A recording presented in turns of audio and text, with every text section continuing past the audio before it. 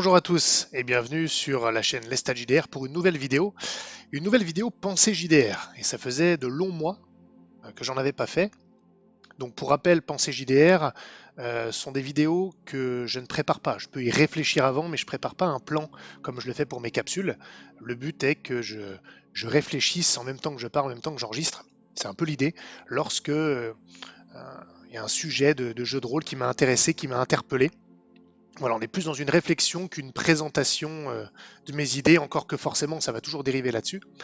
Et aujourd'hui, j'ai été inspiré par une vidéo, la dernière qui est sortie sur la chaîne de Le Bon MJ, une table ronde qui évoquait les différents moyens de dédramatiser le jeu de rôle du maître du jeu pour encourager les gens à endosser ce rôle-là. Donc c'est une très bonne vidéo avec de bons arguments de part et d'autre, de bonnes idées. Et pour tout vous dire, cette chaîne-là, je la redécouvre un peu parce que par le passé, j'y étais pas forcément réceptif, hein, je vais être honnête, mais là, ça fait quelques semaines qu'il y a vraiment des... Enfin, en tout cas, ça fait quelques semaines que je regarde à nouveau, donc ça fait peut-être plus longtemps, mais que je vois des vidéos vraiment avec des sujets intéressants qui sont bien amenés. Donc c'est une chaîne beaucoup plus importante que la mienne, hein, clairement. Mais c'est vraiment intéressant. C'est la deuxième fois qu'une vidéo du bon MJ m'inspire un sujet. La dernière, c'était pour l'improvisation. Ça m'avait donné envie de transmettre un peu mon opinion et mettre ma pierre à l'édifice là-dessus. Et donc là, je voulais aborder cette idée de dédramatisation du rôle du MJ. Surtout parce qu'il y a quelque chose dans cette table ronde qui m'a interpellé. Donc j'ai été d'accord avec pas mal d'arguments, hein, pour être honnête, mais là, il y a un aspect qui m'a un peu fait tiquer. Et je voudrais, donc, le but n'est pas de critiquer, hein, c'est pas une vidéo réponse, mais ça m'inspire une réflexion. J'aimerais bien vous partager mon côté enfin, mon avis là-dessus. C'est une phrase par l'un des participants qui disait que depuis longtemps, le rôle de maître du jeu était monté en épingle. On lui rejetait beaucoup de responsabilités sur les épaules, sur le temps de préparation, l'impact qu'il avait sur la qualité de la partie, bref. Et donc, il trouvait ça bien que pour dédramatiser le rôle du MJ, eh bien finalement, on simplifie ce rôle en faisant participer plus activement les joueurs dans le rôle créatif, hein, donc via le partage narratif, qu'on prépare moins pour que ça prenne moins de temps, que ça soit moins un frein pour ceux qui veulent endosser ce manteau-là. Il insistait aussi sur le fait que de toute façon l'histoire c'est collaboratif, mais la création d'une histoire, hein, entre joueurs et MJ, mais que du coup ça pouvait se faire ça pouvait être une collaboration horizontale avec des rôles un peu similaires qu'on partage.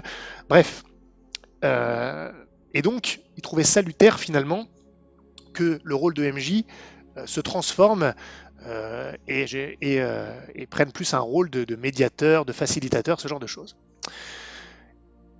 Et donc que c'était un moyen à employer justement cette transformation du rôle du MJ pour dédramatiser son importance en lui enlevant justement une part de son importance, de facto. Et là, j'avoue que je suis en désaccord avec cette partie-là. J'ai été d'accord avec beaucoup d'arguments qui ont été avancés, mais pas là-dessus. Je suis évidemment favorable à la dédramatisation du rôle du maître du jeu parce que je souhaite que plus de personnes tentent d'endosser ce rôle-là qui est pour moi formidable. Mais je ne veux pas que ce nombre de personnes qui s'y attellent se fasse au détriment de ce qu'est le vrai rôle du maître du jeu. Et là, je vais clairement, je pense, prendre position. Pour moi, à partir du moment où vous enlevez la partie préparation, parce qu'elle était vraiment suggérée, c'est pas la première fois que j'entends tout ça, hein, c'est pour ça que je prends cet exemple-là, c'est pas la première fois. Quand je trouve que suggérer par exemple à un MJ débutant de ne pas se casser la tête avec la préparation s'il n'a pas envie, parce que, et voilà, plutôt d'y aller, d'avoir une idée globale de la direction que les joueurs vont prendre, et puis après on voit bien, et si de toute façon il ne trouve pas, il va aller demander aux joueurs ce qui se passe, et eux vont vont lui donner la réponse à sa place. Je trouve que c'est vraiment trop déresponsabiliser le MJ, c'est dépouiller le rôle du maître du jeu de sa substance dans l'objectif de le rendre plus accessible. Mais ce faisant, d'une certaine manière, on baisse la barre, on baisse le niveau. Ça, c'est un truc qu'on voit, je trouve, beaucoup à tous les niveaux dans la société maintenant. Au lieu d'encourager justement des gens à embrasser une difficulté, eh bien, on va tenter de diminuer cette difficulté en dénaturant des rôles ou peu importe des fonctions, là on parle du jeu de rôle, donc le rôle du MJ. Alors, qu'on s'entende, je ne fais pas ici une critique du partage narratif, par exemple, même si je sais que je ne vais pas revenir là-dessus, moi ça ne me plaît pas spécialement, mais ce n'est pas une critique. Si vous aimez ça, c'est très bien. De la même manière, il parle dans cette table ronde, toujours dans cet objectif de simplification et de dédramatiser, il invite les gens qui sont un peu réfractaires au fait d'être MJ à tenter des jeux sans MJ ou tous MJ. Alors déjà, pour moi, on va être clair, un sans MJ ou tous MJ, c'est exactement la même chose. À partir du moment où il n'y a plus d'asymétrie autour de la table, que les rôles sont uniformes, ce sont des tables sans MJ. Le tous MJ, pour moi, revient au sans MJ. Ça, c'est vraiment important. On est même plus dans le domaine du jeu de plateau dans ces cas-là. Et pour moi, ce n'est plus tout à fait du jeu de rôle. On va me dire, bah non, c'est juste un jeu de rôle alternatif, non traditionnel. J'ai tendance à dire que c'est plus du jeu de rôle. C'est un jeu de plateau teinté de jeu de rôle ou un jeu de rôle extrêmement teinté de jeu de plateau. Ça, c'est une opinion avec laquelle beaucoup seront en désaccord, mais c'est la mienne en l'occurrence. Donc le fait de vraiment dénaturer le rôle du MJ, d'abaisser le rôle, pas en termes de valeur, hein, je parle en termes de responsabilité et de densité, l'abaisser au niveau des joueurs, en termes de sa responsabilité, de son pouvoir, de ce qu'il a à faire, c'est finalement uniformiser les différents participants autour de la table, et à mon goût, ça enlève tout le sel du jeu de rôle, tout ce qui fait sa spécificité, c'est justement cette asymétrie autour de la table. En plus, à mon avis, ça enlève l'aspect ludique, parce que si ça commence à se transformer en discussion entre le pseudo-MJ, pour le coup, et les joueurs n'ont pas leur personnage, qui vont réfléchir et discuter en dehors de leur personnage pour construire l'histoire, hein, j'évoque à nouveau cette collaboration un peu horizontale, bien finalement on n'est plus dans de l'immersion, on n'est plus dans de l'interaction. Les joueurs, au lieu d'interagir ici, ont un pouvoir créateur, discutent avec le MJ et en fait construisent une histoire ensemble. Certes, c'est collaboratif, mais ce n'est plus la création d'une histoire par le jeu au sens strict. Pour que ce soit un jeu, à mon sens, qui a un aspect ludique, il faut que ce soit de l'interaction dans les contraintes d'un univers, d'un cadre défini par le MJ, de la même manière que par l'ordinateur dans un jeu vidéo ou par le jeu de plateau dans un jeu de plateau. Il faut que les joueurs soient un petit peu, qu'ils aient une distance avec la capacité créatrice, avec ceux qui contrôlent l'univers. Parce que sinon, ils jouent plus réellement, ils n'interagissent plus réellement. Ils sont eux-mêmes des maîtres. Et donc, on en revient à ça, pour moi, si on suggère de dédramatiser le rôle du maître du jeu en le dénaturant, car pour moi c'est ça, on le dépouille d'une grande part de sa substance, finalement, on encourage les gens à endosser un rôle qui n'est pas celui du maître du jeu. Dans le terme maître du jeu, hein, on dit MJ maintenant, on en oublie qu'il y a le mot maître. Maître du jeu, c'est vraiment celui qui va décider en partie. Ça ne veut pas dire que les joueurs ne participent pas, mais il a vraiment un pouvoir plus important. Justement, il doit en faire bon usage. C'est là à mon avis, toute la finesse de ce rôle. Il faut savoir faire bon usage de ce pouvoir qui est à disposition. Mais si on abaisse son rôle, vous n'avez plus un maître du jeu. C'est autre chose. C'est un médiateur, c'est un facilitateur. Et beaucoup se targuent d'être ça plutôt que d'un maître du jeu d'ailleurs.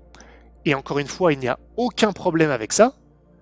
Seulement, quand à mon avis, on conseille ce genre d'approche pour aider les gens à endosser le rôle de MJ, en fait, on se fourvoie. On ne les aide pas à endosser le rôle du MJ. On dépouille, on transforme le rôle de MJ, donc ce n'est plus un rôle de MJ, et on leur dit, bah voyez, maintenant vous y arrivez, vous êtes MJ. Non. C'est ce qui me gêne en fait avec cette approche. C'est pas tant la finalité d'avoir ce type de jeu. C'est juste que finalement, on dédramatise pas le rôle de MJ. C'est juste qu'on supprime le rôle de MJ, ou on le modifie de sorte qu'il ne peut plus, on le reconnaît plus. Donc c'est là en fait le problème que j'avais avec cette prise de position, et moi je vais vous proposer autre chose pour le coup, pour dédramatiser. C'est pas la solution facile que je vais proposer, c'est plutôt une solution d'acceptation justement, de désamorcer ce rôle plus que le changer. Moi je trouve ça bien que le rôle de maître du jeu soit le plus difficile. Être maître du jeu, oui, c'est plus d'investissement que d'être joueur. Oui, vous devez un minimum préparer, avec des variantes suivant vos envies, vous n'êtes pas obligé de passer beaucoup de temps, mais si vous voulez devenir un bon MJ, et oui, j'ai tendance à hiérarchiser, il y a des bons MJ, il y a des mauvais MJ, il y a des MJ moyens, j'ai aucun problème à le dire, même si bien évidemment il y a des styles différents et il y a une certaine relativité en fonction des envies de la table, je ne le nie pas, mais plus vous si vous préparez un minimum des histoires, plus vos histoires seront intéressantes, plus il y aura matière, plutôt que de s'en remettre complètement à de l'improvisation, comme en l'occurrence c'était suggéré dans une optique de dédramatisation, encore une fois. Bon, si vous voulez justement avoir moins de frustration et moins de peur dans le rôle du MJ, il va falloir, à mon avis, essayer d'être un bon MJ. Ça ne veut pas dire que ça sera le cas tout de suite, on va y revenir, mais je pense que ça peut être un bon objectif, ne serait-ce que pour vous faire gagner en confiance et donc dédramatiser. Plus vous allez être compétent, plus vous dédramatiserez. La compétence appelle la confiance. Ça, c'est très important. Et moi, je préfère qu'on mette en valeur la compétence, ou qu'on essaye en tout cas de s'y rendre, même si on ne l'est pas au début, et tout ça, c'est normal et on y reviendra, plutôt que de rendre le travail beaucoup plus facile pour en faire moins appel à la compétence, simplement pour que tout le monde se sente mieux, tout en se mentant sur le réel rôle qu'on va endosser. Vous voyez ce que je veux dire? Ça, c'est mon approche. Une approche un petit peu plus, peut-être un peu plus dure, mais à mon avis, plus réelle d'une certaine manière. Et donc, moi, je pense que la dédramatisation vient de l'acceptation du fait que si vous débutez, vous ne serez pas aussi bon que dans 1 an de pratique, dans 2 ans de pratique, ou même dans 10 sessions. Vous ne serez pas le même MJ à la première session, à la 10e. D'ailleurs, il y aura une grosse différence entre la première et la 10e, car la courbe d'apprentissage, souvent, elle est très ascendante au départ, dans toute activité. Et ce n'est pas grave. En fait, c'est ça la dédramatisation. Vous allez sans doute vous planter, et d'ailleurs, pour leur défense à ce sujet-là, dans la table ronde, c'était parfaitement abordé, il n'y a aucun problème. Vous allez vous planter. Mais moi, je préfère dire aux MJ débutants, écoutez, vous allez vous planter, mais le rôle du MJ, c'est ça, enfin, entre guillemets, je préfère ne pas dénaturer le rôle du MJ en admettant que ça peut être difficile, que ça va leur demander un investissement en temps de préparation, plus ou moins important suivant ce qu'ils veulent. Oui, c'est un rôle plus difficile que celui de joueur pendant la partie, parce que vous avez un rôle créateur, vous devez improviser, prendre en compte ce que les joueurs vont faire, interpréter plusieurs personnages, vous souvenir du scénario, de l'histoire, connaître les règles mieux que les joueurs. Le rôle de maître du jeu est plus difficile que celui de joueur. C'est un fait. Cette asymétrie est ce qui fait le sel du jeu de rôle, et c'est ce qui rend le rôle de maître du jeu extrêmement gratifiant lorsque vos joueurs en redemandent. Et les joueurs en demandent pas forcément beaucoup d'ailleurs. Ça participe à dédramatiser, il faut que vous sachiez ça également. Mais il faut accepter dès le début que potentiellement, votre première partie, vos 2 premières parties seront peut-être pas terribles. Ça, c'est un fait. Il ne faut pas mentir là-dessus, à mon avis, et le savoir et l'accepter, à mon avis, va désamorcer la situation. Et le fait d'en parler peut-être à votre table pour que les joueurs, et ça sera leur responsabilité, les joueurs le sachent aussi et l'acceptent, aidera à dédramatiser. Et vous leur dites, ben voyez, si vous tenez le coup avec moi sur plusieurs sessions, je vais progresser et vous allez voir. Je vais trouver les talents qui sont les miens dans le rôle de MJ, et bientôt vous aurez un MJ régulier qui va vous proposer des parties super. C'est ça en fait. Mais il faut penser un petit peu temps long ou en temps moyen, chose qu'on ne sait plus trop faire maintenant, on veut tout de suite, sans les risques, sans la difficulté, etc. Donc non, au début c'est un peu compliqué. C'est ça la dédramatisation, c'est pas grave de se planter, c'est pas grave de ne pas être le meilleur MJ au début, il n'y a aucun problème. C'est pas grave de ne pas être le meilleur MJ dans 5 ans d'ailleurs. Vous voyez, ça reste en plus qu'un jeu. Maintenant, ça n'empêche pas qu'on peut essayer de s'améliorer. S'améliorer, ça se fait avec la pratique, mais pas que. Comme le bon MJ le dit très bien d'ailleurs dans sa vidéo, s'améliorer, c'est aussi être conscient et faire un effort actif pour trouver les leviers d'amélioration et les travailler. C'est pas juste pratiquer. Si vous ne remettez pas en question que vous pratiquez de la même manière pendant 5 ans, vous serez toujours le même. Hein. Ça, faut le savoir. Mais voilà, la dédramatisation vient de là. Il ne faut pas réduire, à mon avis, la difficulté. Alors, vous allez voir qu'en fait, j'y pense, on peut réduire la difficulté, mais sans dénaturer le rôle du MJ. Je ne pense pas que ce soit le bon chemin pour le faire. Se planter, ce n'est pas grave. Après, vous allez me dire, bon, certaines personnes ont plus de talent inné pour être MJ, plus de facilité que d'autres. Mais pour moi, ça ne devrait pas non plus être un frein, parce que ce qui compte, ce n'est pas nécessairement où vous commencez, c'est jusqu'où vous pouvez aller. Et c'est en pratiquant et en vous plantant au début que vous allez être capable d'identifier là où vous serez bon. Quels seront vos talents en tant que maître du jeu? Il y en a qui sont très bons pour créer des histoires fouillées, des intrigues. sans modestie, c'est plutôt mon cas. Il y en a qui sont excellents pour l'interprétation des personnages au sens jeu.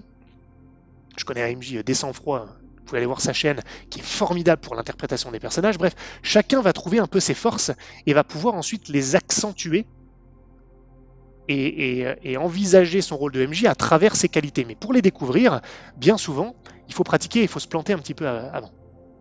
Et se planter, c'est pas grave. Je vais vous faire un parallèle. Finalement, c'est pas si différent d'autres activités. Et si vous commencez un instrument de musique, au début, vous serez pas bon. Vous serez incapable de jouer quoi que ce soit au départ. C'est extrêmement frustrant d'ailleurs. Je pense au violon, c'est extrêmement dur au début. La courbe d'apprentissage au début, elle est rude.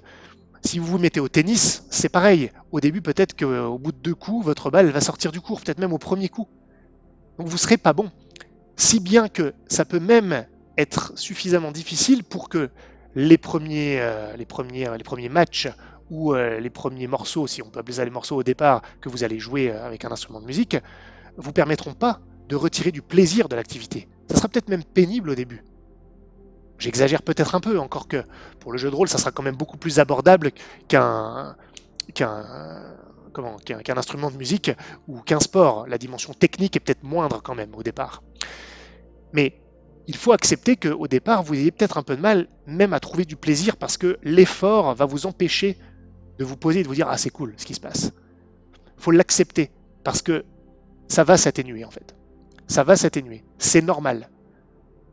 Une fois que vous avez fait, entre guillemets, le terme est fort, mais le deuil de ça, de la difficulté du rôle et du fait que vous ne le maîtriserez peut-être pas tout de suite lors des premières parties, et que les joueurs ont accepté ce fait, vous allez souffler un peu.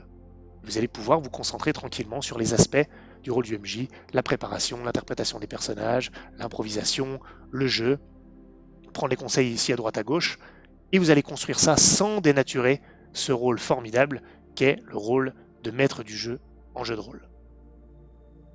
Et puis, si vous avez besoin de simplifier ce rôle, en fait, ce n'est pas le rôle qu'il faut dépouiller de sa substance, il faut juste, dans votre préparation ou dans ce que vous avez envie de faire dans les séances, faire quelque chose de simple. Donc ça ne va pas changer votre rôle, et ce que vous allez faire en tant que maître du jeu, vous serez bien maître du jeu, mais choisissez un scénario simple, peut-être même standard, pourquoi pas un scénario de commerce, mais vous pouvez créer le vôtre aussi, avec un objectif clairement identifié, un contrat social assez clair avec les joueurs, s'il vous plaît, suivez l'objectif au départ. Voilà, un peu d'action, un peu d'enquête, un peu d'interaction, truc hyper basique, les joueurs vont s'éclater, ça sera relativement simple pour vous. Faites quelque chose de simple en termes de session, en termes de scénario, en termes d'histoire. Ne simplifiez pas le rôle dans sa nature propre. C'est en tout cas ma position là-dessus. Voilà, écoutez, que vous soyez d'accord ou non, j'espère que la vidéo vous aura inspiré, vous aura fait réfléchir surtout. En tout cas, moi, la table ronde du bon MJ que je vous invite à aller écouter, du coup, m'a vraiment inspiré. Si c'est le cas pour cette vidéo, n'oubliez pas le pouce bleu, abonnez-vous à la chaîne. Vous pouvez même rejoindre le Discord dont vous trouverez le lien en description de la vidéo et même de la chaîne.